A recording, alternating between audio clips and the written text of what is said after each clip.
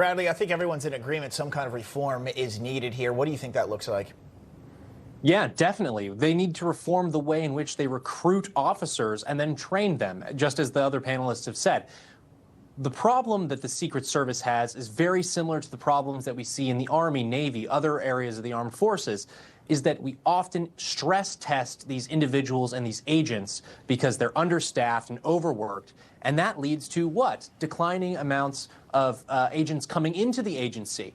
Because no one wants the job, because it's a terrible job, and everyone in law enforcement talks about how terrible it is. And so that just continues to compound on itself and compound on itself and compound on itself until you get into a situation like what we saw in Butler, Pennsylvania.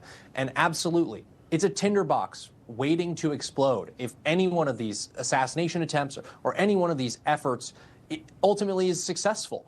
So many questions still to be answered. I think we're absolutely right to not trust the Secret Service to clean their own house. Why? Because they've been in crisis for decades. I mean, we remember Jason Chaffetz, when he was in the House of Representatives, did the first long investigation into the Secret Service in decades. And they found that this system is rife for abuse.